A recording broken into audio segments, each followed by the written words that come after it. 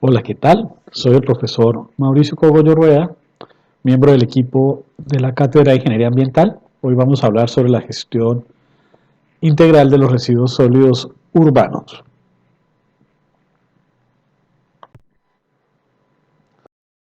Primero vamos a empezar definiendo lo que es un residuo. Y un residuo básicamente sería un elemento, un material, que luego de un proceso de extracción, producción, manipulación, comercialización y consumo, carece de un valor para quien lo posee y por ello tiende a ser descartado. En el medio podemos hablar de una gran variedad de elementos y situaciones. Por ejemplo, cuando yo compro un bien preciado, como por ejemplo un celular, una computadora de alta tecnología, seguramente los compro pensando en que tengan un periodo de vida largo, ¿no? Yo compro una computadora y espero que me dure unos cuantos años, no es estar comprando una cada mes. Pero por ejemplo, este aparato, cuando lo compro nuevo, llega a mi casa envuelto en una bolsa de plástico, en una caja de cartón, probablemente adentro también tenga elementos que pueden ser de plástico o de telgopor que se ponen ahí supuestamente para la seguridad del aparato. Luego vienen los cablecitos, los otros accesorios, cada uno en una bolsa de plástico. Entonces, aunque yo estoy comprando un elemento que va a tener un periodo de vida más o menos largo, estamos hablando también de una generación de residuos que es inherente a la misma compra y a la misma comercialización de este aparato. Después tengo otros elementos que ya de por sí fueron diseñados para tener periodos de vida más cortos, como por ejemplo muchas veces la ropa, que se maneja de acuerdo a lo que se pone de moda, a las últimas tendencias, entonces nos dicen que el color de la temporada es el azul, y si yo visto con ropa que no necesariamente es de color azul, entonces es como que estoy pasado de moda. Así la ropa que yo haya comprado el año pasado en otros colores siga siendo perfectamente útil, siga en buen estado, pero hay una tendencia que de alguna manera marca el consumo. Y ni qué hablar de utensilios como los vasos de plástico desechables que me dan en la cafetería o las bolsas de plástico que me daban en los supermercados. Hoy en día, por lo menos en la ciudad autónoma de Buenos Aires, ya no es común contar con bolsas, digamos, bolsas plásticas en los supermercados, pero si yo voy a ver las cosas que yo compro, ya en el supermercado no me dan una bolsa para que yo guarde todo lo que compré y lo lleve hasta mi casa, pero yo sigo comprando los fideos, el arroz, las galletas, todo viene en una bolsa de plástico. Entonces, sí hubo una reducción, pero seguimos en el proceso de buscar una solución al problema del plástico que es muy serio. De acuerdo a su estado físico, los residuos pueden ser líquidos, gaseosos o sólidos. Cuando hablamos de residuos líquidos, y gaseosos, estamos hablando de emisiones y vertimientos que van a ir a parar al ambiente. Los líquidos, pues tarde o temprano, son vertimientos que van a parar a un cuerpo de agua o a veces al suelo en campos de infiltración y después van a parar a las aguas subterráneas y a las aguas superficiales. Y cuando hablamos de las emisiones gaseosas, también son descargas que se van a hacer a la atmósfera. En los dos casos, lo que se espera y lo que sería, digamos, lo legal, sería que tanto los residuos líquidos como los gaseosos tuvieran un procedimiento de depuración, ¿no? Un filtrado, un procedimiento de purificación, de modo que al ser vertidos al ambiente no representen un riesgo para la salud, ni para nada, ni para la salud de poblaciones humanas, ni para poblaciones animales, ni para el ecosistema.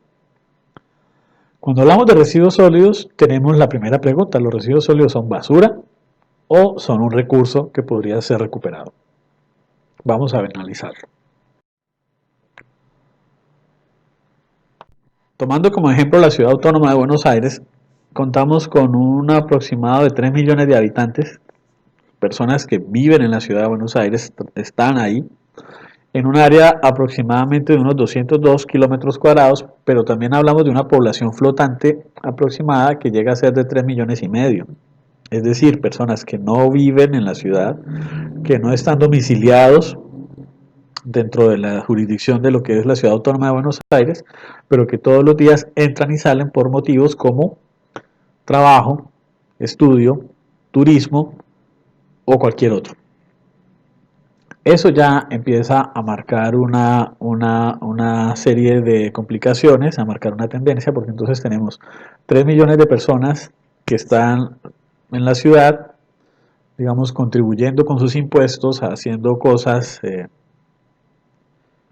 para las que haría cualquier ciudadano, pero por otro lado tenemos un número que es incluso superior de personas que todos los días usan la infraestructura de la ciudad, como son los servicios públicos, el transporte, como sería la disposición de residuos sólidos en espacios abiertos, en espacios urbanos, los cestos de la basura y más. Y en general, la Ciudad Autónoma de Buenos Aires está rodeada por un área metropolitana que cuenta con alrededor de 13 millones de personas. Entonces estamos hablando de una gran presión humana sobre un espacio que es relativamente pequeño y que es más bien reducido.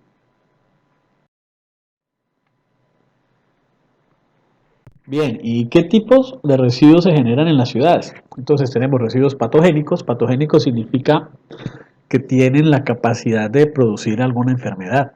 Principalmente vamos a hablar de los residuos sanitarios y los residuos de riesgo infeccioso. Cuando pensamos en residuos patogénicos, como que nos viene a la mente los residuos hospitalarios, los residuos que se generan en todo lo que tiene que ver no solamente con hospitales, sino con otros tipos de centros de salud, los centros odontológicos, los consultorios médicos, los veterinarios. Y sí, es cierto, esos son residuos patogénicos y tienen ese tipo de establecimientos tienen la obligación de suscribirse a un registro y de dar un tratamiento especial a sus residuos con empresas especializadas en manipulación, transporte y disposición de residuos patogénicos. Ahora, ¿será que dentro de nuestras casas se generan residuos patogénicos? ¿Será que sí o será que no? Pensémoslo. Dentro de nuestras casas diariamente se generan residuos como el papel sanitario, las toallas higiénicas, los preservativos. Algo que no es tan común pero que ocurre y es que de repente algún día nos hacemos una cortada, una herida y nos limpiamos la herida con algodón y nos desinfectamos y eso va a parar también al cesto de la basura. Pensemos en las personas que poseen alguna patología, por dar un ejemplo, diabéticos que tienen que inyectarse insulina 2, 3 veces al día y que ya logran, esto se vuelve parte de su cotidianidad, entonces lo incorporan a su vida diaria y ya ni siquiera van a un centro médico a que los inyecten, sino que aprenden a hacerlo ellos mismos y van rotando y se inyectan primero en un brazo, después en el otro, después en el abdomen y ahí van dando la vuelta. Y todos los días se están generando ese tipo de residuos, tanto el envase en el que viene el medicamento que se inyectan como la jeringa y la aguja con la que se inyectaron. Y esos residuos patogénicos que se generan dentro de una casa de familia no cuentan con el registro de los residuos patogénicos que se generan dentro de un hospital, pudiendo ser igual de peligrosos. Entonces ahí tendríamos que empezar a ver qué está pasando y cómo podríamos mejorarlo. Los residuos peligrosos, también tóxicos, inflamables, reactivos, corrosivos, explosivos. Nosotros pensamos en residuos peligrosos y ahí también entran un poco los residuos hospitalarios. Por ejemplo, los residuos de las unidades oncológicas donde se hacen quimio y radioterapia, o los residuos que se generan en los centros donde hacen estudios de rayos X, ¿no? Las radiografías, pues podrían ser residuos peligrosos, radiactivos. Los residuos que salen de los laboratorios de química o centros donde se hacen estudios de suelos o de aguas, también son peligrosos, son mezclas de reactivos. Pero vuelvo a la pregunta del punto anterior, ¿será que dentro de nuestra casa se generan residuos peligrosos? Porque es que si hablamos de residuos inflamables, por ejemplo, los desodorantes son inflamables, los desodorantes que vienen en spray. Residuos tóxicos, dentro de nuestras casas usamos insecticidas casi todo el tiempo, más en el verano que empiezan a salir bichitos y es como que ya la gente no soporta ver una mosquita volando y quieren ir y tirarle encima el insecticida. Por ejemplo, todos los elementos que usamos nosotros para la limpieza, la lavandina que está hecha a base de cloro, los residuos de los desengrasantes, todos los elementos, inclusive muchos productos cosméticos que los usamos todos los días, también son peligrosos, son inflamables, ¿no? Ya dijimos los desodorantes, hay otros, lacas para el pelo, cosas así que son inflamables, y nosotros lo sacamos y lo tiramos como si fuera un residuo ordinario. Entonces veamos que esto de los residuos patogénicos y peligrosos necesitaría una revisión desde el punto de vista técnico y legal, dado que no solamente son patogénicos y peligrosos los que se generan en los sitios que nosotros creemos, sino que dentro de nuestras casas también están. Vamos a hablar de los residuos especiales. Los residuos especiales se les llama así porque no terminan de encajar en ninguna de las otras categorías y necesitan un trato especial. Por ejemplo, las pilas. Más adelante vamos a hablar de cuándo un elemento puede realmente ser reciclable o no, más allá de si me dicen que el plástico es reciclable o que el papel es reciclable. Las pilas, con las pilas pasa eso, que hoy en día se dice que ya hay pruebas donde plantas donde se hace procesos industriales de reciclaje de pilas, pero son plantas piloto. Entonces ocurre que sí, el proceso existe, pero llevarlo a una escala superior, donde decimos que vamos a tratar no sé cuántas toneladas de pilas que se generan a diario en el país, pues termina siendo un ejercicio mucho más complejo. Los aceites y sus recipientes. Los aceites son unos potenciales contaminadores del agua a niveles altísimos. Entonces, el aceite quemado, sobre todo el aceite, tanto el aceite de cocina como los aceites minerales, necesitan tener un cuidado especial. Bueno, las baterías tenemos un caso parecido al de las pilas. Adentro tienen ácidos y tienen elementos que son complicados de manejar, que podrían ser recuperados para la industria. El ácido sulfúrico, por ejemplo, es típico componente de las baterías de los automotores, que liberado al ambiente es un corrosivo y es un elemento muy tóxico, muy peligroso, pero que dentro de los procesos industriales es muy valorado y es muy importante. Entonces podría ser un elemento que se recuperaría no tan difícilmente y que podría ser aprovechable de una manera más sustentable. También hablamos de elementos voluminosos y los elementos voluminosos sí que son amplios en cuanto a su posibilidad. Un elemento voluminoso puede ser, por ejemplo, un colchón. Yo descarté un colchón de esos que llaman King o no sé qué tamaño, que caben 4 personas, pues por supuesto que eso es un producto voluminoso. Al ser voluminoso significa no solo que su manipulación es complicada, sino que no es tan fácil ir y disponerlo en el contenedor de la esquina, ¿no? Porque ese solo elemento me puede llenar todo el contenedor. Entonces, habría que ver cuáles son las estrategias que ofrece la gestión pública. En el gobierno de la ciudad hay un número gratuito donde uno llama, que si no estoy mal es el 144, y lo pasan a buscar. Pero también como voluminosos hay otro tipo de elementos. Por ejemplo, si yo hablara de una heladera o de un lavarropas, que son residuos eléctricos, son aparatos, son electrodomésticos, ¿serían residuos electrónicos o residuos especiales? Cuando hablamos de residuos electrónicos, hablamos del descarte de aparatos electrónicos, ¿sí?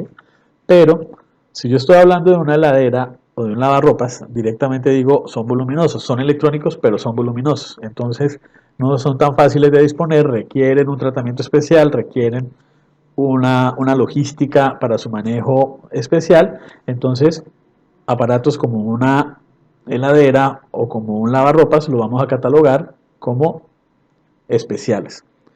Esto para que vayamos viendo que no siempre están tan definidos esos límites como nosotros creemos. Entonces, cuando hablamos de aparatos eléctricos o electrónicos, que son los RAE son residuos de aparatos eléctricos y electrónicos, nos referimos más que todo a celulares, computadoras, televisores y este tipo de elementos, los cables, los accesorios, que a veces por ahí yo a la computadora le cambio la batería, pero la computadora funciona, entonces no es que descarto toda la computadora, el cable, por ahí el cable, el cargador del teléfono, de la computadora se me dañó, entonces cambié, compré un nuevo cable, pero el teléfono sigue funcionando. Entonces esos, tanto los aparatos como los accesorios, entran en esta categoría y son tratados de una manera especial, ¿no? Lo que se busca aquí es recuperar las materias primas de las que están hechos esos materiales en un proceso que vamos a llamar minería urbana. Después están los residuos urbanos, que son los que se generan dentro de domicilios, instituciones, industrias, barrido de calle, los restos de poda de la ciudad y otros. Y básicamente lo que vamos a decir de los restos urbanos es que contienen todos los anteriores. Por eso están en un círculo más grande, porque esos residuos urbanos terminan siendo la mezcla de todos los anteriores, incluyendo los áridos. Los áridos son los escombros, lo que sale al momento de una demolición. Entonces tiramos abajo una casa antigua para levantar una torre de apartamentos, pues todos esos trozos de ladrillo, de metal, inclusive de vidrio. Lo que se hace hoy en día es tratar de rescatar lo que más se pueda, los marcos de las ventanas, las puertas, los vidrios, todo eso por ahí puede ser utilizado en otra casa, puede ser utilizado en otro lugar, entonces se trata de rescatar todo lo que más se puede. Ahora, lo que no se puede rescatar y lo que es en sí la estructura edilicia, todas las columnas, las paredes, pues eso se tira abajo y son escombros, son áridos, que ya vamos a ver después cómo se trata cada uno. Bueno, entonces así más o menos tenemos una visión de los residuos que se generan dentro de las ciudades. Ahora vamos a ver su caracterización, o sea, su composición porcentual. Este sería un gráfico que nos da la Facultad de Ingeniería de Buenos Aires en el 2011, donde nos decía que los residuos de la Ciudad Autónoma de Buenos Aires están conformados de esta manera. Fíjense que tenemos casi un 42% de desechos alimenticios. Esto de desechos alimenticios incluye dos partes básicamente. Por un lado, elementos que forman parte de nuestros alimentos pero que no son consumibles, por ejemplo las cáscaras de la fruta. Yo me siento y me como una fruta pero la cáscara no, entonces eso se descarta. Pero también está el tema de frutas que no se consumieron a tiempo, entonces se echaron a perder, y comida preparada que tampoco se consumió a tiempo y que se echó a perder. Entonces acá tenemos, digamos, lo que realmente no es consumible y lo que sí hubiera podido ser consumible. Una de las estrategias que hay, y esto a nivel mundial está creciendo cada vez más, es prohibir a los restaurantes tirar a la basura restos alimenticios, más en un contexto como el que estamos viviendo, donde hay tanta gente que no tiene necesidades básicas cubiertas. Hay mucha gente que no accede a sus alimentos, a sus raciones alimenticias diarias como debería ser, independientemente del COVID. Antes de que se presentara la emergencia sanitaria ya había este problema, entonces como que no corresponde, ¿no? No corresponde que estemos tirando la comida en los supermercados. Hasta hace poco tiempo era muy común ver que por el hecho de que se rompían las galletas que estaban cerca de que estaban a la vista, se agarraba el paquete entero y se descartaba y se tiraba a la basura, ¿no? Porque se rompieron un par de galletitas que estaban allá adentro. Entonces esto no debería ser. Igual, cuando hablamos de desechos alimenticios, podemos sumar los residuos de poda y ahí estamos ya cerca del 48% del total de los residuos sólidos. Y son residuos que o podríamos hacer una buena gestión de los residuos alimenticios para que no se desperdicien como alimentos que todavía son consumibles, y por otro lado también tenemos material putrescible, biodegradable, compostable o que se puede someter a un proceso de metanificación como estrategia de aprovechamiento. Entonces, por un lado tenemos el compostaje, que es exclusivamente para materiales vegetales. Después vamos a hacer un taller de compostaje domiciliario, pero esto es exclusivamente para materiales vegetales y hacemos un abono de excelente calidad con esto. O por el otro lado está la metanificación, que esta sí permite el ingreso de todo. Para hacer metano yo puedo utilizar vegetales, pero también puedo utilizar animales, lácteos, inclusive excrementos, los lodos que vienen de las plantas de tratamiento de agua cloacal. Todo esto se puede convertir en metano, y con el metano tenemos un combustible de muy buena calidad también, apto para cocinar, para calefaccionar, para generar energía, para muchas cosas.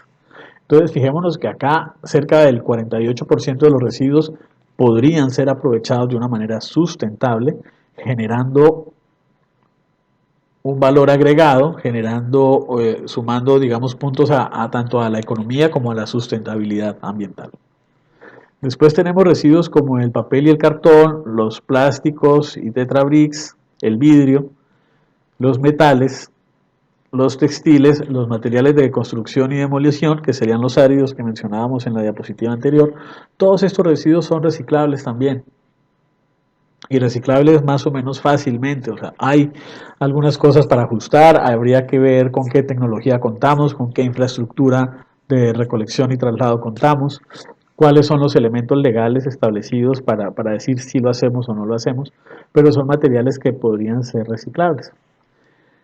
Por aquí aparecen los pañales y los apósitos con un 4.44%, fíjense que esto es un porcentaje muy bajo, y por aquí hay los otros, que son los que no son fácilmente catalogables, porque por ahí vienen muy mezclados o porque por alguna razón el estudio no los pudo catalogar, pero si los sumamos, estamos hablando más o menos de un 7%, menos del 7%. ¿Qué pasa? Que estamos hablando, supongamos, de un 7% de residuos que sí deberían ir a relleno sanitario y que sí deberían cumplir con lo que se está haciendo hoy en día, compactarlos, cubrirlos con tierra y poco a poco ir llenando el relleno sanitario. Pero lo que nos queda de acá es que el 7% sí debería ir a relleno sanitario, pero el 93% podría ser aprovechado de otra manera. Es decir, estaríamos reduciendo en un 93% el volumen de residuos enviados a relleno sanitario, los costos de traslado y recolección de los residuos sólidos y estaríamos prolongando muchísimo la vida útil de un relleno sanitario. Y los rellenos sanitarios, lo vamos a ver más adelante, son obras de ingeniería que están buenas porque me permiten hacer una disposición segura de los residuos sólidos, hacer una disposición responsable con el ambiente de los residuos sólidos, pero que a la vez no son sostenibles, no son sostenibles ambientalmente ni económicamente porque requieren de grandes extensiones de tierra, son un diseño ingenieril, digamos, muy complicado, muy costoso. Se necesita una serie de cuidados antes, durante y después de su funcionamiento y empezamos a, por un lado, a perder tierras que podrían ser dedicadas a otra cosa, después un relleno sanitario después no se puede edificar, ahí no se puede construir vivienda, no se puede hacer nada y estamos restándole calidad de vida a las zonas que están rondando el relleno sanitario. ¿Quién se quiere ir a vivir al lado de un basurero? Y de ver que después en algún momento hay presencia de vectores como ratas, moscas y otro tipo de insectos, o malos olores, o cualquier otro tipo de cosas que no están bien. Esta es otra caracterización de residuos sólidos, ya no solamente de la Ciudad Autónoma de Buenos Aires, sino de todos los municipios que pertenecen a la cuenca Matanza-Riachuelo, es hecha justamente por ACUMAR, que es la autoridad para la cuenca Matanza-Riachuelo, y fijémonos que los datos no son muy diferentes, aquí me están diciendo que el 52% de los residuos son compostables, porque corresponde a desechos alimenticios y a restos de poda, y que el 34% son reciclables porque corresponden a plástico, papel y cartón, vidrio y metales. Sin embargo, en esos otros que no estaban tan bien catalogados, acá me están diciendo que el 8% son textiles, goma, madera y residuos de aparatos eléctricos y electrónicos. O sea, sí se podrían, este 8% casi que completo yo lo podría pasar al sector de reciclables y apenas entre un 6 y 7%, que era más o menos lo mismo que nos daba en la diapositiva anterior, son los elementos que realmente deben ir a parar al relleno sanitario, para pensar. Entonces, ¿cuál es la base principal de la gestión integral de residuos sólidos, pero no la única? Ojo, ese es el primer paso y es lo más importante que tendríamos que nosotros llegar a establecer, pero no alcanza con esto, hay que hacer muchas otras cosas. Lo primero sería la separación en origen, poner cada cosa en su lugar. Del lado izquierdo vemos lo que ocurre en un relleno sanitario, toneladas y toneladas de residuos que están yendo a parar ahí todos los días, que se compactan, se cubren y al día siguiente otra vez se vuelven a compactar, se vuelven a cubrir hasta que se llenan las celdas y pasamos a la otra y así. Desde hace años estamos escuchando que el relleno sanitario del Norte 3 de la SEAMSE va a cerrar, y otra vez estamos con el tema que otra vez le cedieron otro espacio, entonces va a seguir avanzando sobre la montaña, y entonces ahora van a rellenar otro pedazo cóncavo que había entre las dos montañas y así sucesivamente cada vez va tomando más área y más espacio el relleno sanitario, cosa que no debería ser así. Esos terrenos se podrían estar dedicando a otra cosa. Mientras que con una buena separación en origen podemos tener todos estos materiales, cartón y papel, metales, vidrio, disponibles para reintroducirlos a los ciclos productivos. Y por el otro lado, estos restos vegetales orgánicos podríamos utilizarlos para hacer compost domiciliario y reincorporarlos a la tierra de donde vienen y a donde deberían volver. Entonces, tomando como principio básico de la gestión de residuos sólidos la separación en origen, llegamos a las famosísimas y siempre nombradas las teorías de las 3 R's, ¿no? Las 3 R's que son reducir, reutilizar y reciclar. Después ha habido gente que ha querido sumar R's, eso lo vamos a ver ahora. Entonces están los que dicen la cuarta R, que sería recuperar, y otros dicen el recuperar materias primas, y la quinta R, que sería rechazar las bolsas de los supermercados y otros implementos que no sean estrictamente necesarios. Y después está la otra R, la sexta, que sería rediseñar los procesos productivos para ahorrar materias primas. A mí me parece que eso no es necesario. Por supuesto que ustedes pueden o no estar de acuerdo conmigo, pero yo les voy a explicar mi punto de vista. Después, en los foros o en los mensajes me pueden decir si están de acuerdo o no. No pasa nada. Para eso son los espacios académicos, para debatir. Hablamos de la R primera, que sería reducir. Para mí esta es la más importante. La forma más eficiente, y esto es una obviedad, pero a la gente se le olvida mucho, la manera más eficiente de gestionar los residuos sólidos es no generarlos, evitemos generarlos. Reducir tiene que ver con hábitos de consumo, tiene que ver con decir yo no tomo café en vasos de telgopor, yo tengo mi tacita de café que la llevo a todas partes y la uso y pido por favor que me sirvan el café en mi tacita. Si la señora de la cafetería no quiere servirme el café en mi tacita, yo le digo muchas gracias señora, hasta luego y me voy a comprar a otro lugar directamente.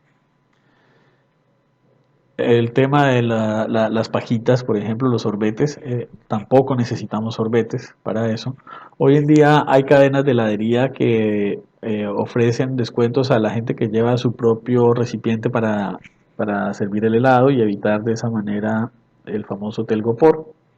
Claro, pero es que el telgopor es un elemento que sirve para refrigerar porque tiene una capa de aire aislante, sí, está bien, pero lo que no se justifica es cuánto puede llegar a durar un helado que yo compré hoy. O sea, lo compro hoy y me lo termino de comer cuando, mañana, pasado, a más tardar. Y en cambio el telgopor va a tener 400, 500, 600 años para biodegradarse. ¿Será que se justifica eso? Para un elemento que va a tener una vida útil tan corta, entonces ahora vamos a utilizar un material que tiene una vida tan larga. Entonces definitivamente no se justifica. El caso tradicional de reducir, y que lo vimos porque hace poco apareció inclusive una ley que prohibía el uso de bolsas plásticas en la Ciudad Autónoma de Buenos Aires, estaba las bolsas plásticas de los supermercados que fueron reemplazadas por bolsas de tela. Eso estuvo muy bien. Y por supuesto que sí, hay que reconocer el esfuerzo que se hizo, pero hay que seguir avanzando, porque es que yo hoy en día llevo mi bolsa o mi carrito al supermercado para evitar que me den bolsas plásticas, pero cuando compro los fideos, el arroz, el azúcar, la sal, todo viene embalado en una bolsa plástica. Entonces se redujo la bolsa grande donde yo juntaba toda la compra, pero se siguen produciendo bolsas plásticas por los productos. Entonces, hoy en día está como una nueva tendencia que está surgiendo, que son los supermercados sin embalaje, donde la gente lleva o bolsitas de tela o frascos de vidrio, le empacan lo que va a comprar, se lo venden así como al de tal, se lo venden suelto y de esa manera vamos avanzando mucho más en este sentido, ¿no? Acá en Buenos Aires hay lugares, yo compro, por ejemplo, todo lo que tiene que ver con los elementos de limpieza en un lugar donde me lo dan embotellado, pero esas botellas son de la misma marca que los usa y yo las puedo llevar. Entonces cuando se me acaba el detergente de la ropa, el detergente de lavar los platos, el jabón líquido que uso en el baño, el jabón de manos, todo eso yo llevo las botellas y allá me lo reciben y me lo vuelven a embalar en botellas similares que son de ellos mismos. Entonces, así, implementando estos hábitos de consumo que son mucho más responsables, es como podemos llegar a reducir los residuos sólidos, sobre todo estos que son de largo, digamos, como de larga permanencia en la tierra, en el ecosistema. Después vamos con la R de reutilizar. Reutilizar significa buscar usos alternativos y prolongar hasta donde sea posible la vida útil de los artefactos. Para mí, esta R es la que puede llegar a tener las patas más cortas porque a veces se malentiende o a veces lo hacemos mal. Por ejemplo, un ejemplo clásico de esto, los farolitos navideños. Resulta que se hacen con botellas de PET y entonces la cortan al medio, hacen flores, hacen cosas muy bonitas. Con esto nadie lo niega, que son bellas. Pero ese material, ese PET, lo estamos contaminando, le estamos poniendo témpera, silicona, pegamento, papel y no sé qué más cosas. Y pues cuando ocurre que pasa la temporada, cuando pasa la temporada decembrina y salimos de esos materiales, generalmente no se guardan de un año para el otro los farolitos navideños, se tiran. Y cuando se quiere reincorporar esos materiales a los ciclos productivos ya no se puede, o es muy difícil porque hay que ponerse a lavar el PET, sacarle la témpera, sacarle el pegante, sacarle todo lo demás, y ya es muy difícil, ya es mucho más trabajo y sale más caro hacer eso que hacer PET nuevo. Entonces es como que sí está muy bien. Acá vemos un ejemplo parecido. Con papel periódico hacemos estas cajas revisteras y sí están muy bonitas con su moño y con todo. Ahora, si yo estoy suscrito al diario, a mí me llega todos los días el periódico a la casa. ¿Cuántas canastas revisteras de estas puedo hacer en un año? Muchísimas. ¿Cuántas necesito? ¿Sí? ¿Y qué hago con las, una vez que ya colmé todas las salas de la casa, ya no tengo donde más poner revisteros? ¿Qué hago con esto? ¿A quién se lo vendo? ¿Qué hago con esto? Entonces, acá, cuando hablamos de reutilizar, sin querer quitarle mérito ni mucho menos, estamos hablando de un diseño. Estamos hablando de un diseño que tiene que ser muy responsable, que tiene que ser muy preciso y que tiene que ser muy, digamos, bueno, tiene que ser un muy buen diseño para que realmente cuando estamos dándole la vuelta a estos materiales y los estamos reutilizando, eso tenga una permanencia en el tiempo. Si no, es una cosa que medio que se queda corta, ¿sí?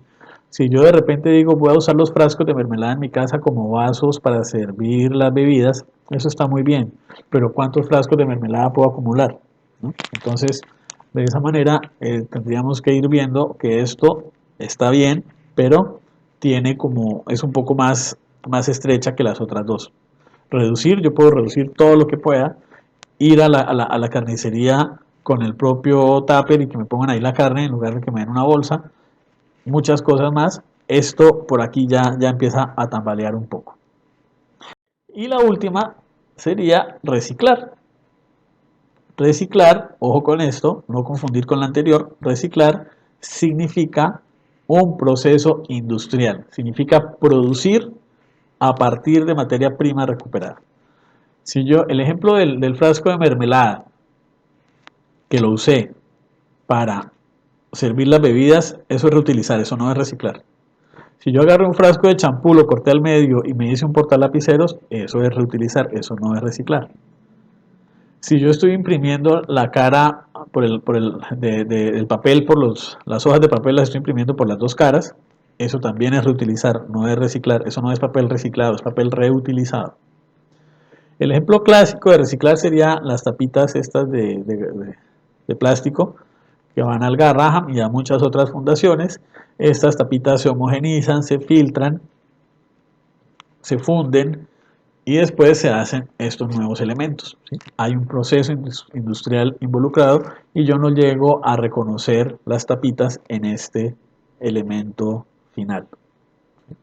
Ahora, ¿por qué las otras R's digo que no son necesarias? Porque cuando yo digo rechazar las bolsas del supermercado, pues eso es reducir. Cuando yo digo recuperar materia prima, eso es reciclar. Entonces, me parece que no es necesario estar sumando tantas R's. A veces menos es más. Había una charla TED en YouTube donde se hablaba de las 18 o algo así R's de la sustentabilidad y la verdad que se me hace demasiado y termina siendo un poco aburrido y tedioso desde mi punto de vista. ¿Cuáles son las estrategias que se han implementado? Y esto tampoco es que nos lo inventamos nosotros. Yo pongo como ejemplo los puntos verdes del gobierno de la ciudad porque son los que tengo más a mano. Pero estos son modelos también tomados de otros lugares. En España no se llaman puntos verdes, pero se llaman puntos limpios y funcionan de la misma manera. Y en España también lo tomaron de otro lugar y bueno, está muy bien. ¿En qué consiste esta estrategia? En involucrar a los vecinos y me parece genial. Sé que en Lomas de Zamora también hay, que también se llama de otra manera, no sé si son puntos limpios o puntos ecológicos, algo así, donde la gente, los vecinos, tienen la posibilidad de acercar ese material reciclable y luego vienen las cooperativas de recicladores y ellos retiran ese material, se lo llevan a sus centros verdes, que son los galpones, los lugares donde ellos trabajan, donde ellos hacen la selección de material, y luego se ponen en contacto con las empresas que utilizan esas materias primas y lo venden. Entonces a partir de aquí estamos generando un nuevo renglón en la economía, súper importante. Arriba vemos los primeros modelos de puntos verdes que había en el gobierno de la ciudad de Buenos Aires.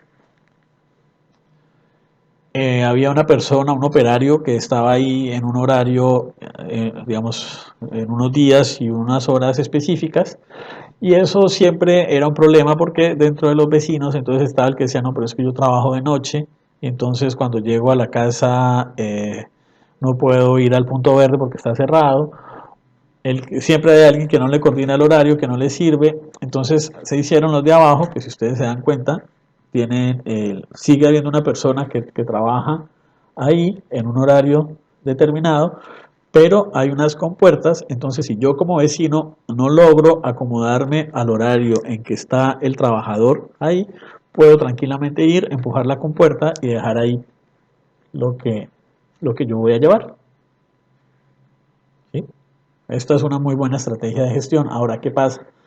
Que a veces no hay suficientes puntos verdes, que están muy lejos unos de otros, que el vecino de repente dice, no, pero es que yo ya soy un adulto mayor, vivo solo, tengo que bajar 6 pisos, caminar 8 cuadras y no me da. Entonces yo por eso no uso los puntos verdes porque nunca termino de estar lo suficientemente cerca. Entonces para eso aparecieron también las campanas. Las campanas desafortunadamente no han funcionado como se esperaría.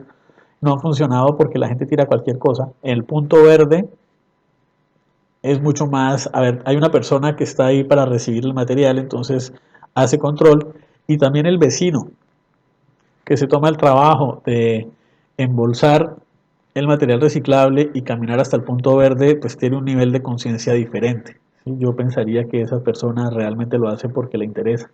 Mientras que las campanas verdes están ahí en la calle como a disposición de cualquiera, entonces también pasa que la gente tira cualquier cosa. Desafortunadamente es así. Entonces vemos que adentro de las campanas verdes, que normalmente están cerca de los contenedores negros son para material no reciclable y las campanas verdes son para reciclar, para solamente que tengan acceso a ellas las cooperativas de recicladores, no se respeta eso. Entonces, desafortunadamente nos hace falta avanzar mucho en ese sentido. El compostaje domiciliario, lo pongo nada más así para mencionarlo, es una práctica que promueve el aprovechamiento de los residuos vegetales en casa. Si yo tengo un jardín o si yo más o menos vivo en una quinta, digamos en el campo, puedo hacerlo y me sale maravilloso. Si vivo en una casa o en un departamento más chico, lo puedo hacer igual. Entonces, esto es una técnica fácil de implementar y muy adaptable tanto a las necesidades como a los recursos. Si ustedes entran a buscar composteras en internet van a encontrar modelos de todos los que se imaginen, de muchos materiales, de tamaños, de formas distintas, pero también hay muchos métodos de hacerse su compostera ustedes en su casa. De esto vamos a hablar en un taller más adelante, pero no quería dejar de mencionarlo ahora que estamos hablando de las generalidades de los residuos sólidos urbanos. Como vimos en diapositivas anteriores, haciendo compostaje domiciliario se puede llegar a reducir cerca del 40% del total del volumen, así que es algo para tenerlo en cuenta. Así que bueno, cuando hablamos de la gestión integral de los residuos sólidos, estaríamos hablando de ese proceso de manipulación, clasificación, aprovechamiento y disposición final de materiales o elementos que fueron descartados luego de un proceso de consumo. Ya dijimos que los materiales bioaprovechables, sea por compostaje domiciliario o por metanificación, sumándolo a los materiales reciclables, tendríamos más o menos un 92% del total de los residuos, es decir, apenas un 8% de los residuos deberían estarse enviando hoy a enterramiento, a un relleno sanitario. Sin embargo, no es así y estamos lejos de eso.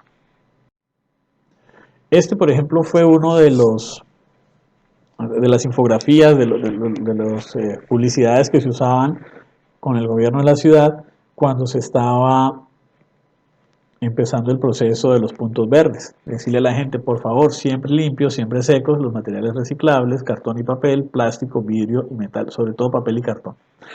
El plástico, si está húmedo, no pasa nada. Ahora, si el plástico está húmedo y moja el papel, daña el papel. Lo mismo para el vidrio y lo mismo para el metal. Entonces, a veces lo que se hacía era sacar el papel y el cartón en una bolsa aparte y todo esto junto, porque entonces empieza la gente a decir, bueno, pero ¿cómo así? Yo me termino de tomar la bolsa de leche o me termino de tomar la lata de gaseosa o lo que sea que tenga y tengo que lavarlo. Es doble trabajo para mí. Inclusive había gente que preguntaba, pero entonces me va a salir más cara el agua y lo tengo que lavar con jabón y entonces el jabón, ¿quién me lo paga? No, no es necesario tanto. Pasa que, bueno, cuando estos materiales están húmedos, se humedece el papel y el cartón, y el papel y el cartón sí se echan a perder por esa humedad, los otros no. Hay países donde hay hasta 7 categorías de materiales para descartar y las personas están obligadas en sus consorcios, en sus casas de familia, a tener la separación en 7. Para mí una de las fallas del gobierno de la ciudad ha sido que lo hacen en 2, deberían ser 3. ¿Por qué? Porque es que por un lado está lo reciclable, pero por otro lado me dicen que todo lo que no es reciclable es basura. Acá lo vemos perfectamente en esta infografía. Me dicen basura, me ponen la cáscara de la banana, los residuos de la manzana, algo como una galleta, que a alguien por ahí se ve que no le gustó y entonces la tiró. Y abajo me dicen papeles, cartones, plásticos, metales y vidrios rotos. Y por supuesto en la basura también se incluyen, aunque aquí no lo nombran, los residuos sanitarios y todas esas otras cosas que no se pueden aprovechar. ¿Sí? O sea, acá vendrían los pañales, el papel higiénico, las toallas sanitarias, los preservativos, todo eso vendría acá junto a la cáscara de banana y a los restos de manzana. Por supuesto que cuando la cáscara de banana se mezcla con materiales patogénicos, pues ya no se puede compostar o se puede compostar, pero vamos a tener un riesgo biológico muy alto. Entonces, esto, por ejemplo, para mí es una falla, es algo que no debería ocurrir y tendría que haber una política pública mucho más fuerte que impulse el compostaje domiciliario, ¿por qué no? También ofreciendo beneficios a las personas que lo hagan. Alguna reducción en el ABL o algún otro tipo de beneficio cualquiera que sea planteado para que la gente realmente se involucre en esto. Entonces, cuando hablamos de la gestión de residuos sólidos urbanos, podemos resumir todo lo que hemos dicho en esto. Hay cerca de 6.000 toneladas por día que se generan en la ciudad autónoma de Buenos Aires, cerca de 17.000 toneladas diarias que van a parar al relleno sanitario de la SEAMSE provenientes de la ciudad autónoma de Buenos Aires y de toda el área metropolitana, de los cuales el 48% podría ser tratado por métodos biológicos como el compostaje domiciliario y la metanificación. El 44% podrían ser gestionados a través de las 3 R's y apenas un 8% corresponde a la fracción de residuos que realmente no son aprovechables y que tienen que ir a parar a un relleno sanitario. Bueno, entonces, ¿cómo formalizamos la actividad de los residuos sólidos? Hay diferentes estrategias de gestión. Hasta hace más o menos unos 15 o 20 años, cuando hablábamos de gestión de residuos sólidos, era casi que un estudio estadístico demográfico donde pasábamos 6 meses, bueno, 4 meses, tomando un curso de gestión de residuos sólidos en la universidad y lo que hacían era enseñarnos a diseñar rellenos sanitarios cada vez más grandes. Entonces nos decían, bueno, ¿cuál es la población que existe hoy en la ciudad X? ¿Cuál es la proyección para dentro de 20 o 25 años? ¿Cuántas toneladas de residuos sólidos genera esa población hoy en día? ¿Cuánto estimamos que van a producir dentro de 25 años? Y así diseñamos un relleno sanitario que iba a tener una vida útil de 25 años y listo, pasado ese tiempo, entonces había que otra vez diseñar otro y otro y otro, pensando que, no sé, que la Tierra es infinita, es un recurso que no se nos va a acabar nunca. Y eso pues es algo que es absolutamente falso. Hoy en día la tendencia a nivel mundial es a, primero, basurales a cielo abierto cero, basurales cero, y a reducir hasta donde sea posible los rellenos sanitarios, hacer que su vida útil sea más larga. Pensemos que Argentina, bueno, los rellenos sanitarios fueron una iniciativa de Estados Unidos, que es un país enorme, un país extenso, con una densidad de población relativamente baja, entonces como que se podían permitir eso. Argentina copió ese modelo porque también es un país muy grande que tiene mucho terreno disponible y que podría utilizarlo para, para esto, pero pensemos en países más pequeños, por ejemplo España. España, toda España no llega a ser de grande como la provincia de Buenos Aires, ¿no? Entonces estaríamos hablando de países mucho más pequeños que no pueden permitirse ese lujo de destinar su terreno a rellenar espacios con basuras generadas en las ciudades. El esquema de la gestión de residuos sólidos siempre fue como muy lineal, ¿no? Hablando de esto, que es un elemento, un sistema muy lineal en un planeta finito, por eso es insostenible.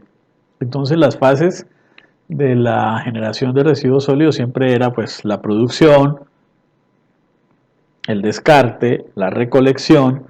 De la recolección pasábamos a estaciones de transferencia. Las estaciones de transferencia son lugares donde lo que se hace es pasar de camiones chicos a camiones más grandes para evitar el flujo automotor hacia el relleno sanitario y luego en el relleno sanitario la disposición final.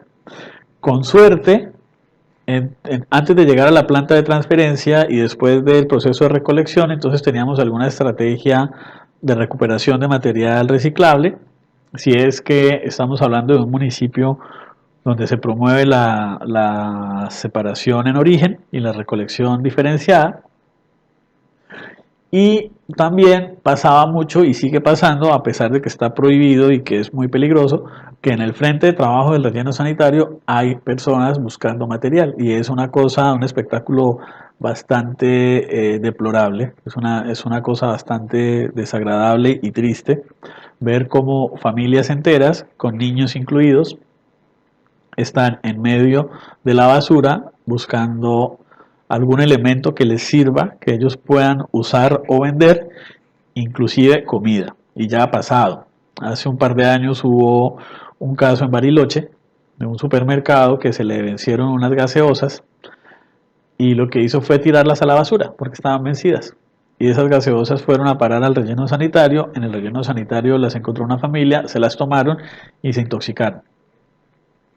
Entonces, no tendría que ser así, o sea, ni esa era la forma de disponer ese residuo por parte del supermercado, ni tampoco tendría por qué haber gente allá escarbando en el relleno sanitario esperando encontrar algo de comer, ¿no? Pero un poco también es la situación social en la que estamos, o sea, Latinoamérica es grande y eso pasa en casi toda Latinoamérica. Pero bueno, pasando de ese modelo tan lineal que sería simplemente establecer una frecuencia para decirle a la gente cuándo puede sacar la basura. ¿Cuál va a ser la frecuencia de recolección? cómo se va a transportar el residuo hasta el relleno sanitario y luego cómo se va a disponer, nosotros lo que tendríamos que hacer es buscar la manera de hacer que esto sea más sostenible, aplicar la reducción, o sea, aplicar las 3 R's con políticas públicas, involucrando la responsabilidad desde el productor, el comerciante, el consumidor de todos los productos y ver cómo vamos haciendo esto. ¿Qué necesitaríamos? ¿Cuáles serían esas estrategias de gestión para que los residuos sean, o la gestión de los residuos sea más sostenible? Primero, necesitamos un componente educativo muy fuerte y muy presente, cosa que hasta ahora ha sido medio flojo. Creo que todos vimos en algún momento un comercial que salía en la televisión de, era un elemento rojo que se rompía, era un balde, el balde se rompía, entonces después lo mandaban a reciclar y hacían una silla, después la silla también se rompía, lo mandaban a reciclar y hacían un juguete que era como un robot y salía el niño feliz jugando con el robot. Y sí, eso está muy bonito, pero tendría que ser algo mucho más diciente, algo que realmente llegue a crear un sentido de pertenencia y de responsabilidad por parte de los ciudadanos y que sea mucho más visible y mucho más presente. Yo ese comercial lo vi hace ya un par de años y después salió del aire y nunca más volvió a aparecer y no fue reemplazado tampoco por otro, como que quedó ahí, ¿no? Y no debería. Tendríamos que tener un componente educativo y no solamente limitarnos a decir, ay, vamos a educar a los más chiquitos porque ellos es el futuro y porque no, o sea, está muy bien empezar educando en las escuelas y en los colegios, pero hay que educar a toda la gente. Estas capacitaciones tendrían que darse en las oficinas, tendrían que darse en los consorcios, en los lugares, en los barrios habitacionales, en los clubes deportivos, en todas partes, de modo que la gente no tenga una escapatoria, de modo que todos estemos formados y sobre todo informados y educados frente al manejo de los residuos sólidos. Con esto vamos a lograr establecer un compromiso ciudadano. Vamos a lograr que la gente se interese en este tema. ¿Cuándo es que puedo sacar la basura? Ah, ¿dónde es que puedo llevar los materiales reciclables? ¿Cuáles son los materiales que puedo reciclar? Ah, muy bien. Y de esa manera, estableciendo un compromiso ciudadano, vamos a poder establecer la separación en origen. ¿Por qué es tan importante la separación en origen? Dijimos que solamente en Buenos Aires se generaban 6.000 toneladas diarias de residuos. 6.000 toneladas diarias, imagínense ustedes eso, es una montaña enorme, un volumen muy grande de residuos sólidos que encima se genera todos los días. Esos 6.000 toneladas llegan a un relleno sanitario y yo qué hago? Si está todo mezclado, ¿cómo hago yo para decir voy a separar lo reciclable de lo compostable y lo reciclable lo voy a valorizar? Si tengo solamente 24 horas para darle tratamiento a esas 6.000 toneladas y mañana me llegan otras 6.000 y así todos los días. Entonces, cuando no hay separación en origen, la tasa de recuperación de materiales reciclables es mínima. En la CEAMSE existen lo que se llaman las plantas sociales, que ellos de repente dicen, bueno, esto no es material que haya sido separado en origen, pero por las características propias del generador, como que hay una alta presencia, un alto contenido de materiales reciclables y baja presencia del otro.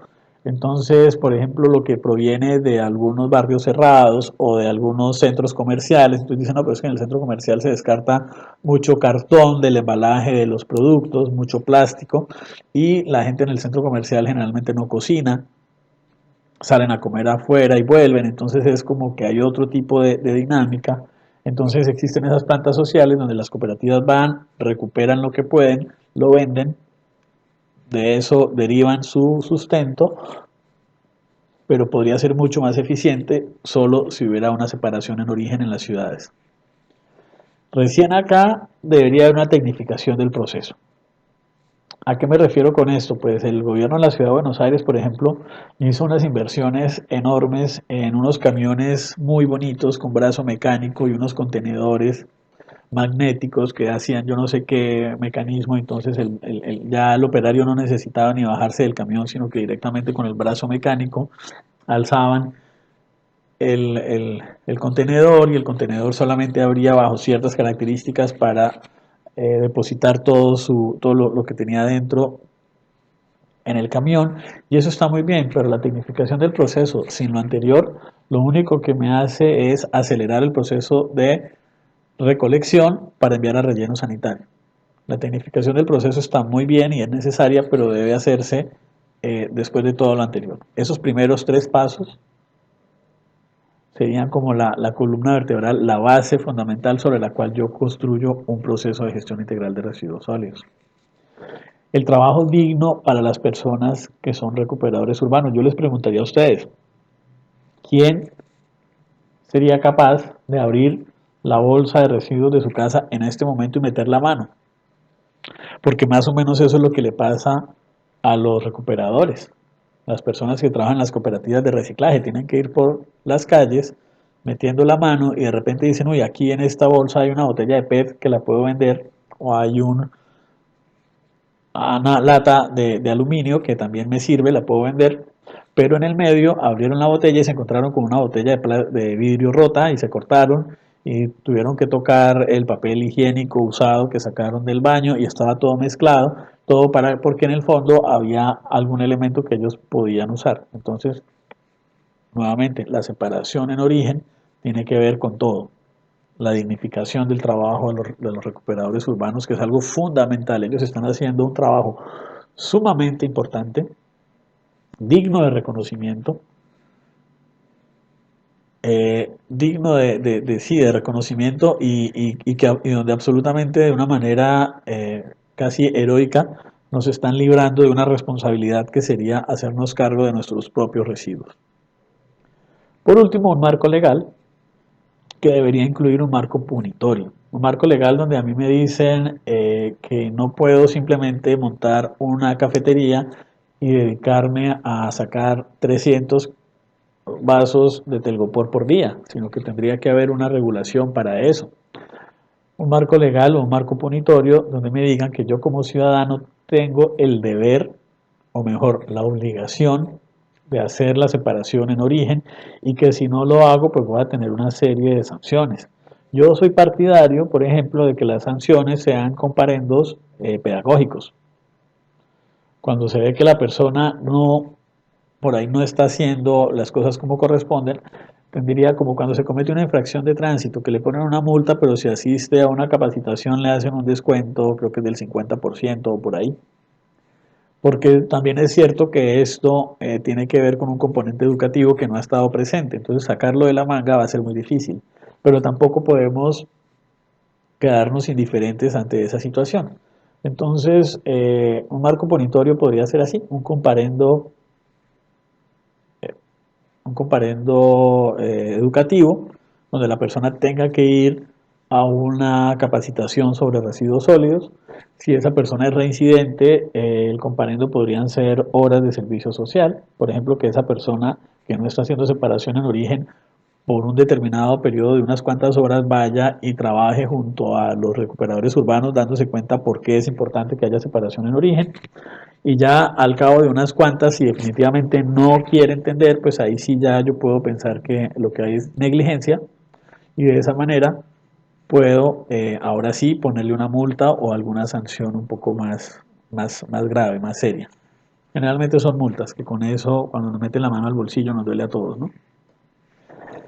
Todo esto nos va a traer sustentabilidad ambiental, rentabilidad, consumo responsable, disponibilidad de recursos naturales en el largo plazo y bienestar social. Fíjense cómo no es tan difícil, o por lo menos viéndolo así, no parece tan difícil. Luego implementarlo, no sé por qué ha sido tan difícil a lo largo de tantos periodos, tantos gobiernos que han pasado por la administración pública. Hablemos de los plásticos. Los plásticos son un material que se ha puesto como muy en tela de juicio últimamente. Todos hemos oído hablar de los microplásticos y de las islas de plástico en el mar, y de la toxicidad de los microplásticos. Sabemos que están hechos a base de petróleo, sabemos que su proceso, digamos que no se biodegradan, son fotodegradables, no biodegradables, pero tampoco llegan a desaparecer del todo. Son fotodegradables porque van perdiendo calidad, ¿sí? Cuando están expuestos al sol, el material se hace un poco, se cuartea, se hace un poco más frágil, llega a romperse, pero nunca llega a desaparecer como por ejemplo lo haría una cáscara de fruta, que directamente se la come un animal y desaparece. Estos microplásticos, todos hemos visto esas imágenes y son realmente preocupantes. Entonces, por eso quiero que hablemos de eso, porque es uno de los que tienen los principales problemáticas ambientales. ¿De qué depende que los residuos sean o no sean reciclados? Primero, del diseño de la materia prima, obviamente. Segundo, de la separación y la recolección, cómo se está haciendo. De la tecnología disponible y de la demanda en el mercado. Y esto sí que es algo que a veces se sale completamente de las manos. ¿Por qué? Hoy en día casi que todas las materias primas están siendo diseñadas, hay diseñadores industriales que se dedican a esto específicamente, la ciencia de los materiales, y son diseñadas o para ser recicladas o para ser biodegradables. Hoy en día es así, son muy pocos los materiales que se diseñan hoy en día que no tienen alguna de esas dos características. Pero cuando la separación en origen y la recolección de material reciclable no funcionan, ya vimos todo lo que pasa, ¿no? Una de las quejas permanentes de los vecinos es, ¿y yo para qué voy a separar los residuos si después viene el camión, junta todo y tira todo en el relleno sanitario? Eso no necesariamente es cierto. Yo puedo no separar los residuos y sí, el camión se lleva todo junto, pero yo puedo arreglar directamente con los recicladores, por ejemplo, que yo sé que están en el barrio, yo sé que pasan por la puerta de mi casa. Yo podría un día tratar de entrar en contacto con ellos y decirle, mire, pase tal fecha, tal día, pase todos los viernes y yo los viernes le voy a juntar el material de toda la semana y que se lo lleven. Ahora, eso también es un problema, ¿no? Porque los recuperadores urbanos muchas veces vienen de sectores que no son fáciles, vienen de la informalidad y para ellos a veces no es fácil cumplir un horario, entonces como que están acostumbrados a hacer la suya, a buscar lo que quieren, lo que necesitan. Si hoy no quiero trabajar, no trabajo, y esas cosas a veces llegan a ser difíciles. Tampoco se puede decir que son así todos, pero es una conducta recurrente. ¿Cuál es la tecnología disponible para reciclar un material? Esto es súper importante porque a mí me pueden decir que los plásticos, que las pilas, que muchos materiales son reciclables y a lo mejor son reciclables, no sé, en Alemania o en Suiza porque cuenta con una tecnología, una planta específica que se encarga de reciclarlos. Pero de repente aquí no. Las pilas son un ejemplo clarísimo de eso. En París hay una planta procesadora de pilas que por procesos metalúrgicos separa los materiales y recuperan hasta un 80% del total de las pilas. Lo que no se recupera se manda a un relleno de seguridad. Pero las pilas que están hechas de metales, lo que se hace casi siempre es, son metales, cada metal tiene un punto de fusión diferente, son temperaturas altísimas, entonces de repente me dicen que este metal se funde, no sé, por decir cualquier cosa, a los 350 grados centígrados, el otro se funde a los 400, el otro se funde a los 600, entonces yo voy subiendo la temperatura, entonces por ejemplo si el punto de fusión del hierro es 350 grados centígrados, estoy dando un ejemplo, no sé cuál es el punto de fusión del hierro, decimos, bueno, a los 350 grados centígrados se funde todo lo que es hierro. ¿Qué me queda? Cobre. Listo, el cobre tiene un punto de fusión más alto, entonces a los 400 grados centígrados se funde el cobre y así se van separando los metales y se van recuperando.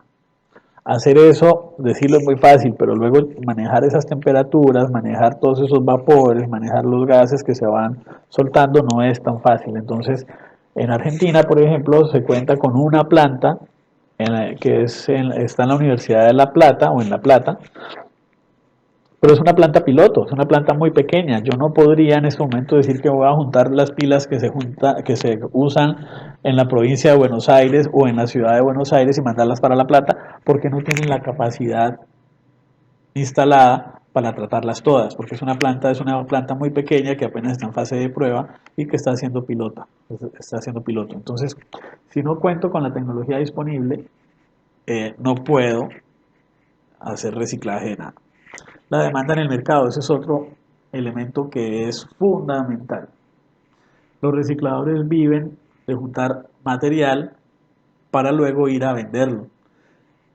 Y ahí pues la ley de la oferta y la demanda es la que de alguna manera influye en todo. Por ejemplo, cuando en la Ciudad Autónoma de Buenos Aires se estaba haciendo la campaña antibolsas,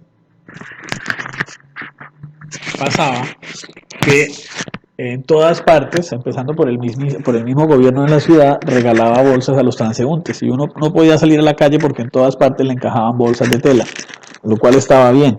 Las bolsas de tela estaban hechas a base de bolsas recicladas.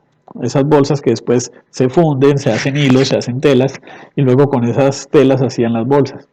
Entonces como que en esa temporada ese producto tenía una altísima demanda en el mercado, entonces todos los recicladores se dedicaban a recuperar bolsas de plástico para venderlas y los otros materiales quedaban ahí medio como que sí, como que no, porque no tenían demanda. Y eso pasa mucho. Entonces en cierta época del año de repente dicen, no, el vidrio como que no lo están comprando, entonces si no lo están comprando yo no tengo a quién vendérselo, entonces no me interesa, por más que el vidrio es uno de los materiales por excelencia reciclables, que se puede romper y fundir sin que pierda calidad y de manera eterna. El vidrio simplemente se rompe, se funde, se hace una nueva botella y el material no pierde calidad, cosa que por ejemplo sí pasa con el plástico. A medida que se va fundiendo para hacer nuevo plástico, va perdiendo calidad y llega un momento en que deja de ser útil. Sin embargo, el vidrio muchas veces queda como fuera de la demanda y si no tiene demanda, pues entonces nada, nadie lo compra, entonces nadie lo recolecta. Si hablamos para dar ejemplos puntuales, el PET, que sería el polietileno de tereftalato. Cuando hablamos, por ejemplo, de las botellas, acá vemos botellas de agua. Yo compro una botella de agua en el kiosco y está la botella, la etiqueta y la tapa. Son tres tipos de plásticos distintos en un solo producto. Entonces, separándolas, el PET sería el plástico transparente el que forma la botella. El PET pasa por un proceso que tiene que ver con un lavado con agua caliente más soda cáustica. De esa manera eliminamos cualquier impureza que haya quedado dentro de la botella. Por eso, en una diapositiva anterior les decía, si el plástico viene untado de alguna bebida o inclusive de aceite, las botellas de aceite también son hechas a base de PET. Lo importante es que estén cerradas y que ese residuo no contamine otros materiales reciclables como el papel y el cartón, que son susceptibles de echarse a perder completamente por estar mojados o por estar engrasados. Ahora, si la botellita que yo voy a descartar lleva en su interior algo de la bebida o algo de aceite o algo de otro elemento cualquiera, de todas maneras, sí o sí, por más que yo me esmere lavándolas en mi casa, esas botellas van a pasar por esa piscina, es una piscina donde se lavan con agua caliente, con soda cáustica para eliminar cualquier tipo de impureza, luego eso pasa a un proceso de escurrimiento y secado, luego esto pasa a un proceso de chipeo, se arman como unas escamas de PET, luego eso se funde, con eso se arman hilos y se hacen, por ejemplo, telas para camisetas deportivas. ¿Sí? Los famosos tenis recuperados, de plástico recuperado que venden varias marcas ya de implementos deportivos, están hechos casi todos a base de PET.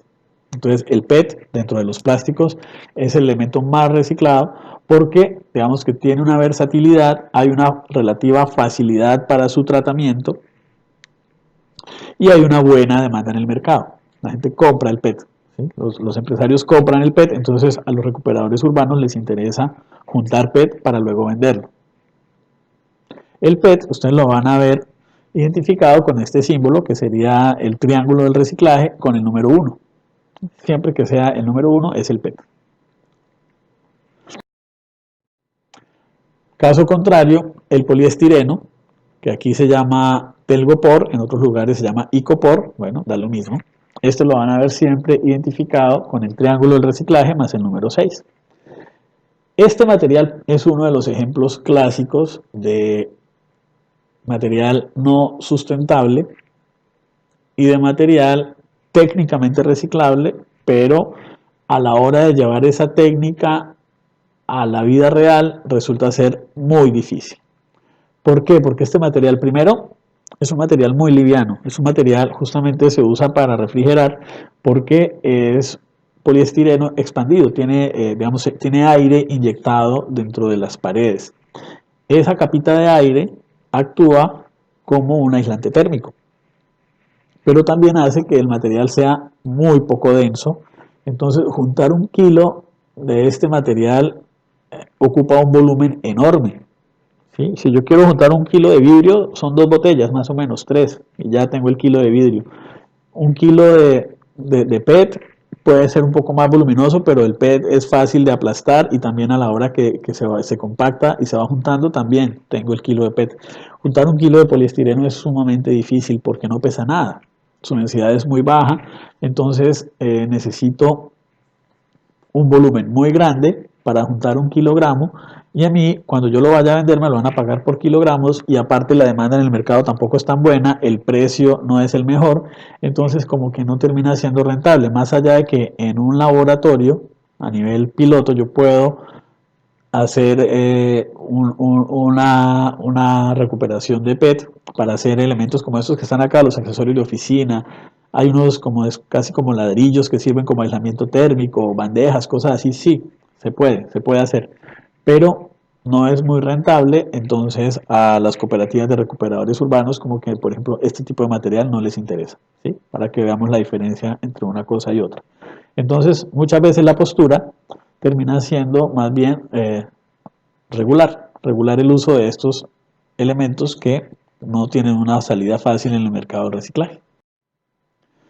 Fíjense que la recuperación de plásticos en Europa marca una tendencia hacia lo que llaman la termovalorización energética de los residuos, ¿no? El reciclado energético. Algún porcentaje se sigue llevando a los vertederos, que serían los rellenos sanitarios, y otro porcentaje que parece que va en ascenso en algunos lugares hacia el reciclado mecánico. El reciclado mecánico es más o menos lo que les explicamos del PET, que es triturarlo, fundirlo y luego hacer nuevos elementos con esto. Esto del reciclado energético a mí me causa muchas dudas y como muchas contradicciones, porque si bien desde un punto de vista técnico, yo como ingeniero y como técnico de la materia podría decirles sí, hay una tecnología disponible y hay unos beneficios como son la producción de energía, pero después desde lo ético y desde lo ambiental digo, ¿y será que sí? O sea, por ejemplo, en Latinoamérica estaremos preparados para esto, porque cuando yo estoy quemando residuos sólidos, estoy produciendo muchísimo calor, sobre todo los plásticos, recordemos que están hechos a base de petróleo, entonces tienen un poder calorífico muy alto, pero también se liberan dioxinas y furanos, que son los elementos más tóxicos que conoce la humanidad hasta el día de hoy. Aparte son elementos artificiales, son elementos sintéticos que son cancerígenos, que son terriblemente nocivos para la salud y para el ambiente. Entonces, la pregunta sería, ¿no habrá otra forma de hacerlo? O sea, más allá de si me pueden mostrar tecnologías disponibles y eficientes, ¿será que no habrá otra forma de hacerlo? Acá vemos claramente que Suiza tiene casi un 76% de reciclaje energético de los plásticos. Miren el caso de Dinamarca, casi el 80%. Alemania también, el 62%. Suecia. Pero como latinoamericanos, o sea, imagínense ustedes que esto se habilita acá en la capital federal o en el país. Esto requiere unas condiciones de cumplimiento muy estricto, filtros, procesos muy específicos que son muy costosos, digamos, de cuidado, de monitoreo, de relevamiento, de cambio de filtros, que son muy costosos. Y yo no sé, a mí como que me suena que no solamente en Argentina, sino a nivel de toda Latinoamérica podemos encontrarnos a alguien que se hace el vivo y dice, bueno, el filtro hay que cambiarlo cada 6 meses, pero yo lo voy a cambiar cada año y esos $20.000 que vale el filtro me los embolsillo. O voy a comprar filtros de menos calidad, entonces así, o sea, no sé, me parece que esto puede llegar a ser muy eficiente, pero también puede llegar a ser muy peligroso, teniendo en cuenta los antecedentes de corrupción que tenemos en toda América Latina. Se los dejo abierto al debate, espero escuchar sus devoluciones.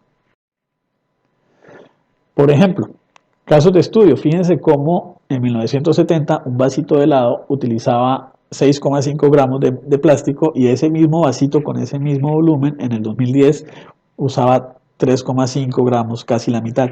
Solamente sin haber cambiado el material y sin haber cambiado el volumen, solamente por un nuevo diseño industrial que hizo que las paredes fueran un poco más delgadas, cambiaron el molde y de esta manera entonces estamos hablando de una diferencia del 46% de plásticos utilizados en el mercado.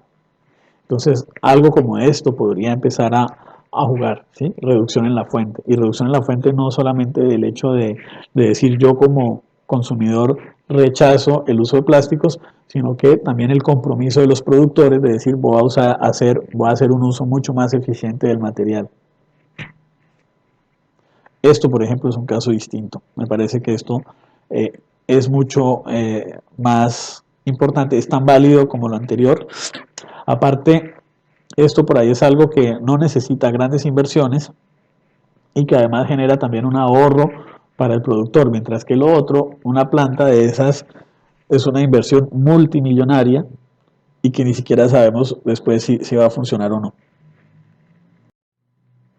El reciclado mecánico del plástico, para que lo veamos así, ya más o menos lo nombramos, vemos un envase usado, que yo por supuesto de mi casa lo voy a sacar lo más limpio que pueda, pero sin exagerar. O sea, yo creo que esto, otra vez diciendo que somos latinos, seguramente todos en algún momento lo hicimos, cuando vimos que se estaba acabando el suavizante de la ropa, le tiramos un poquito de agua, agitamos el envase para poder aprovecharlo, ni siquiera por querer hacerlo sustentable o por querer hacer que limpiarlo para reciclarlo, sino porque queríamos aprovechar hasta la última gota de ese producto. Lo mismo para el detergente, para el champú y para muchas otras cosas.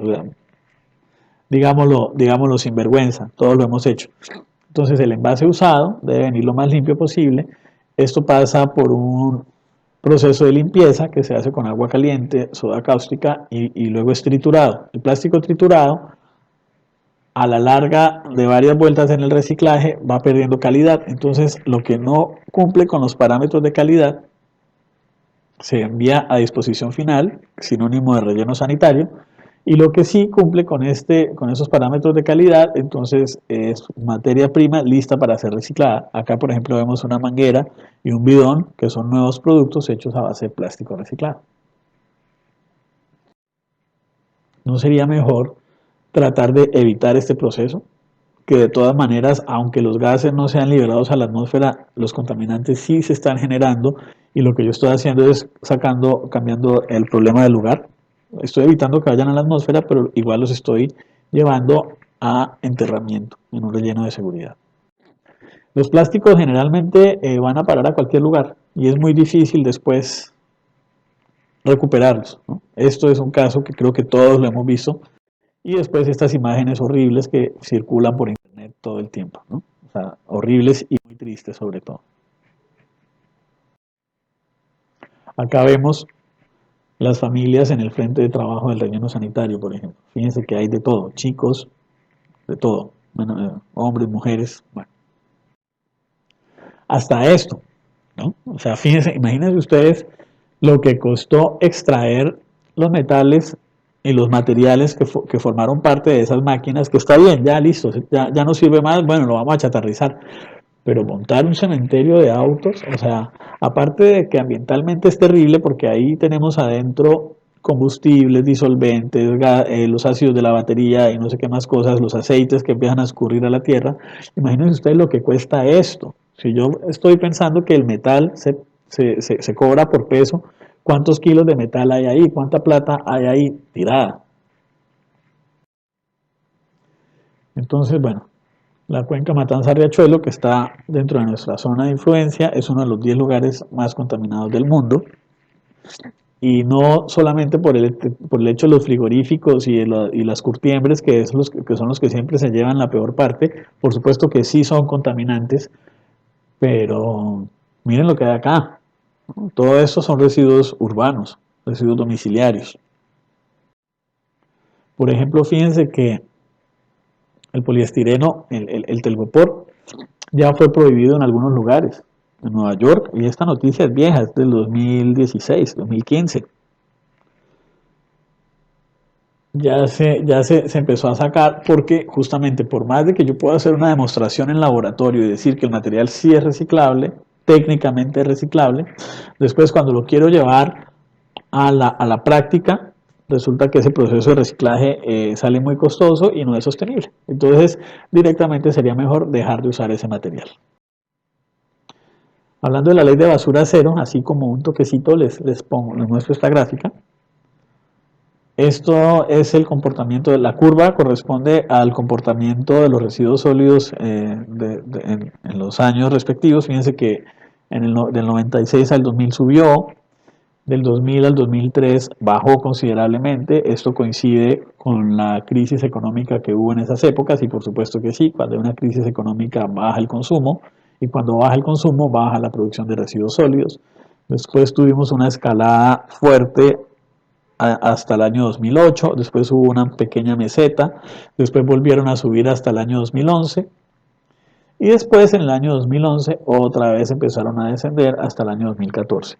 Claro, en el 2014, del año 2011 al 2014 se ve un descenso muy marcado que está muy bien, pero miren lo que son las líneas de abajo, eran los objetivos de la ley de basura cero. En el año 2014 recién nos estábamos acercando a los objetivos del 2010.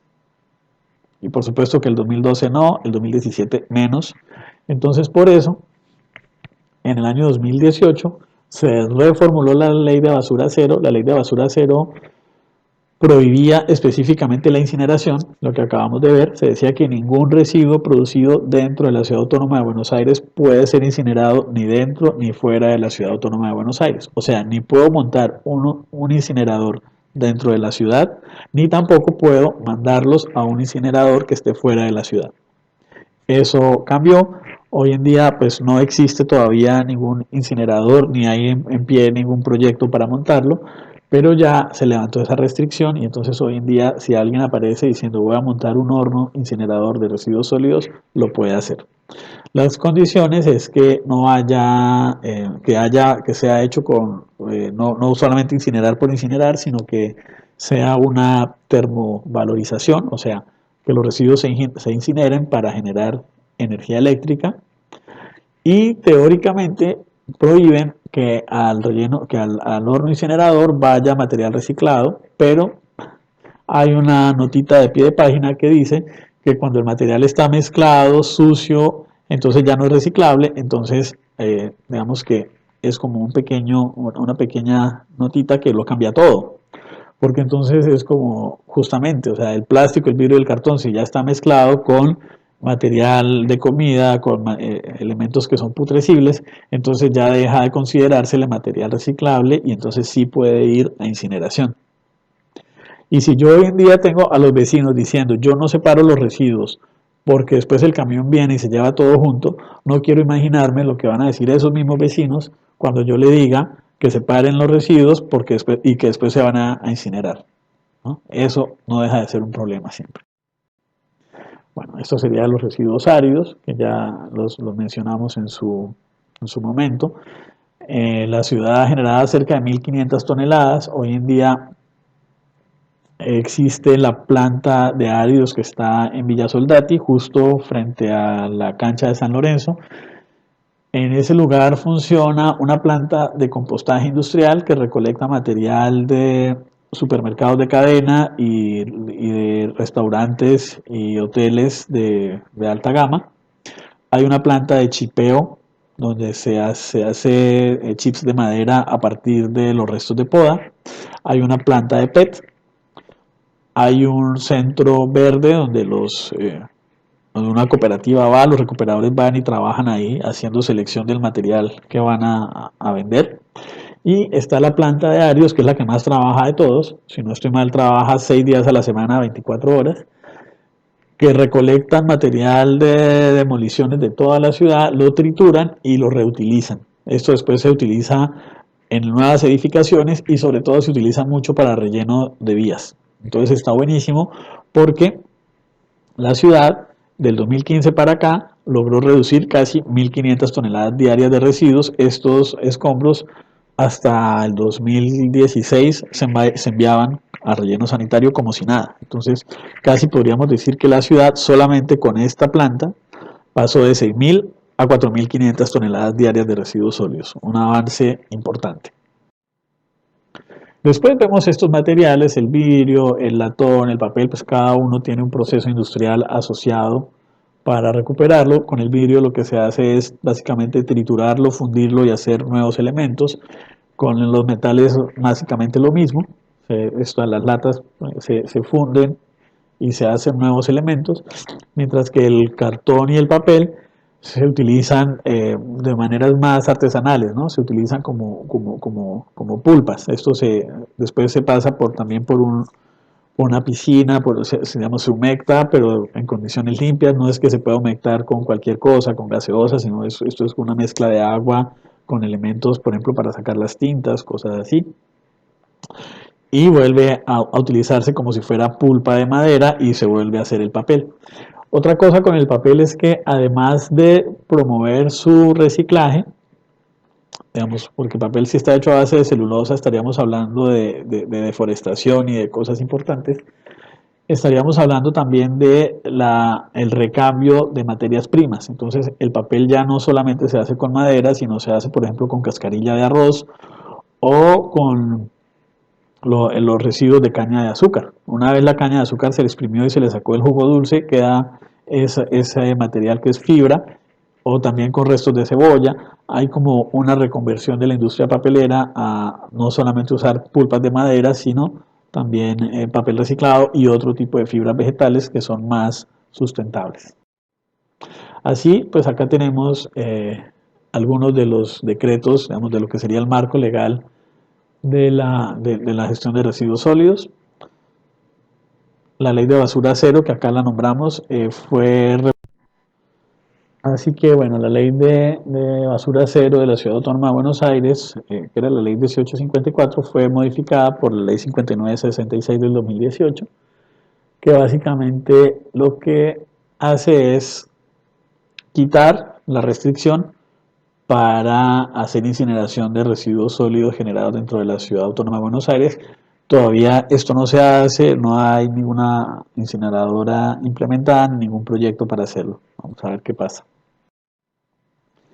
Bueno, en general hablamos mucho de los rellenos sanitarios. Los rellenos sanitarios dijimos que se diferenciaban de los basurales a cielo abierto porque son una obra de ingeniería que ofrece protección, que ofrece un manejo más responsable de los residuos sólidos.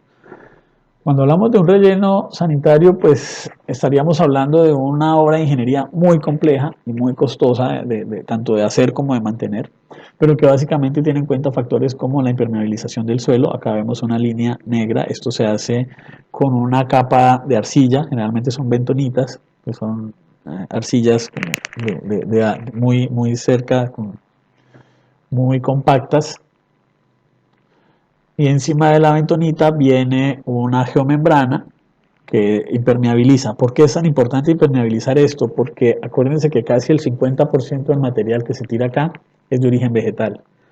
Y ese material vegetal tiene un alto contenido de agua y el primer proceso que ocurre con ese material vegetal es la deshidratación.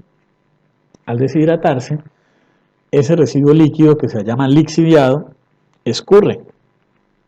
En condiciones controladas, si yo tuviera ese material líquido dentro de una compostera, ese lixiviado sería un caldo nutritivo para mis plantas y yo lo podría diluir en agua y usarlo para regar el jardín y sería buenísimo.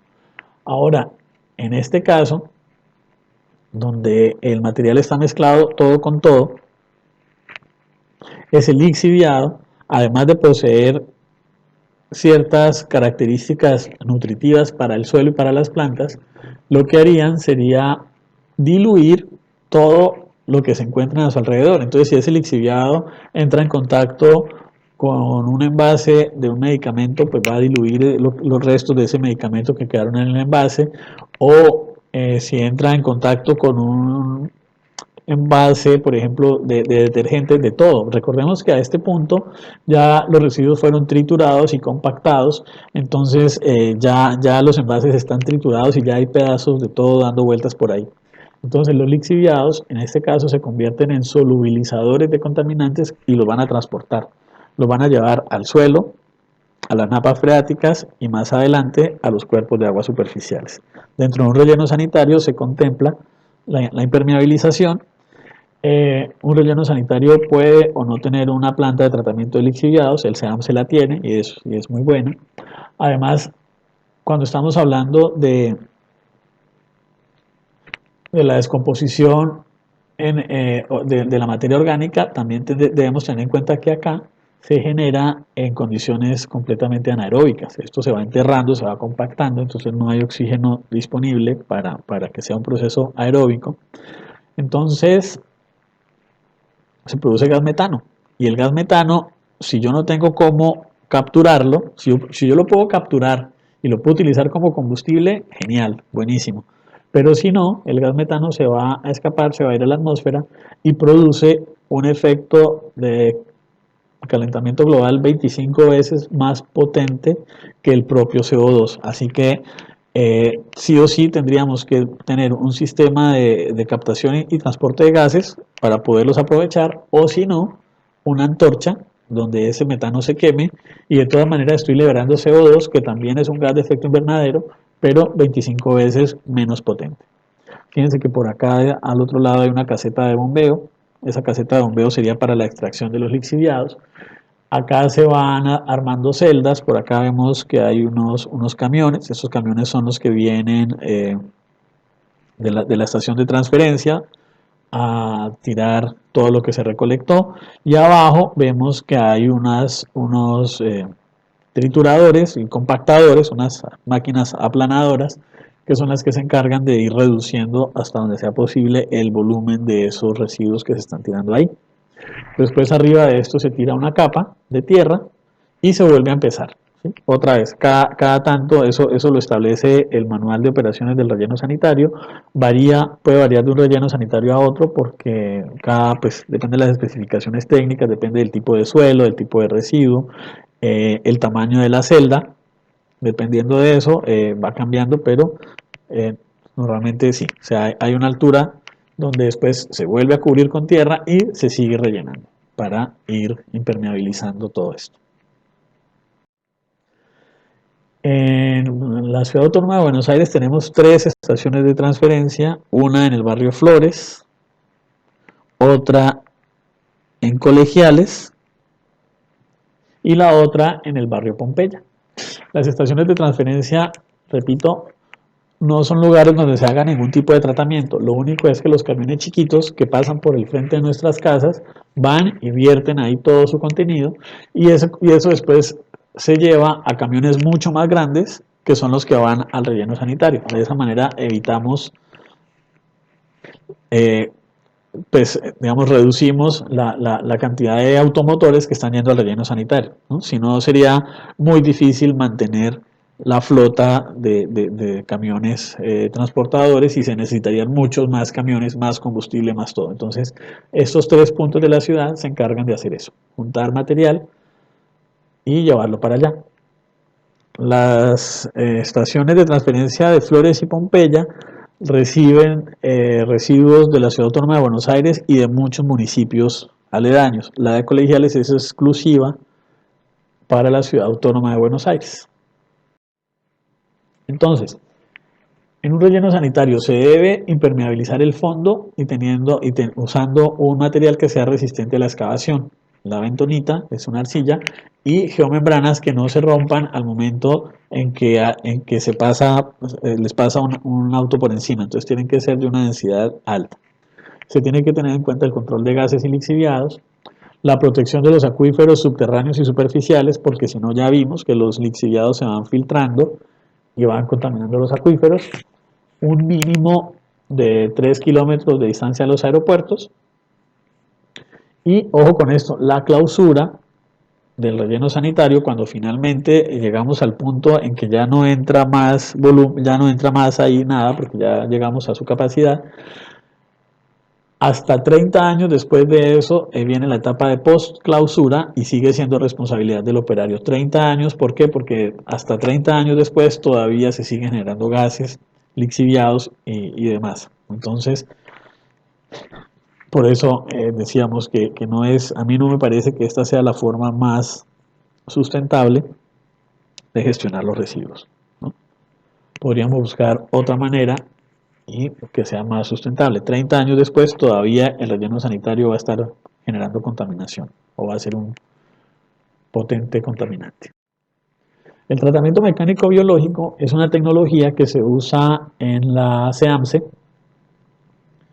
sobre todo, o sobre todo no específicamente en la planta de Colegiales. Esta planta la financia el gobierno de la Ciudad Autónoma de Buenos Aires, por eso solamente interviene acá la planta de transferencia de Colegiales, que es la única a la que solamente llega material del gobierno de la ciudad. Dijimos que a las otras dos llegaba material mezclado de la ciudad y de otros municipios.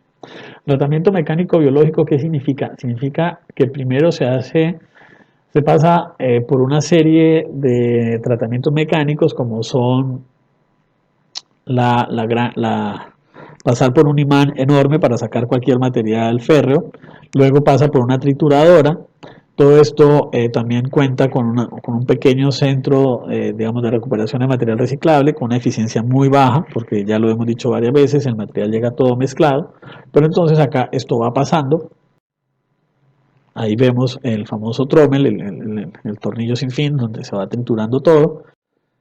Esto fíjense que es una parte de los materiales que se recuperaron ahí, latas, pero la eficiencia es muy baja. El tratamiento mecánico biológico tiene como objetivo principal estabilizar bioquímicamente los residuos de manera aeróbica. Es decir, acá no se está generando metano. Esto después de que es triturado, acá se rescata lo que se puede rescatar que sea reciclable, pero aún así el nivel de mezcla es muy alto. Entonces, yo voy a tener al final una cantidad de residuos que ya fueron mezclados, homogeneizados, triturados, pero que siguen teniendo un alto contenido de material putrescible o biodegradable frente a otro que no, frente a otro que serán plásticos, vidrios y aluminio, lo mismo que venía en el residuo. Lo que se hace es llevar a unas pilas de estabilización. En esas pilas de estabilización se hacen volteos constantemente, pueden ser mecánicos o manuales, depende del volumen que se esté manejando. De esa manera yo garantizo la disponibilidad de oxígeno y de esa manera yo garantizo que ese material está siendo degradado por bacterias anaeróbicas. Entonces no hay producción de metano, y si después tengo algo que sería, si fuera solamente material orgánico, sería compostaje y sería de buena calidad, pero como viene mezclado con todos esos otros materiales, entonces es lo que en el SEAM se llaman el material bioestabilizado, es decir, material que ya no se va a degradar, que cuando se lleva al relleno sanitario ya no se va a descomponer, ya no va a producir metano, sino que ya se estabilizó.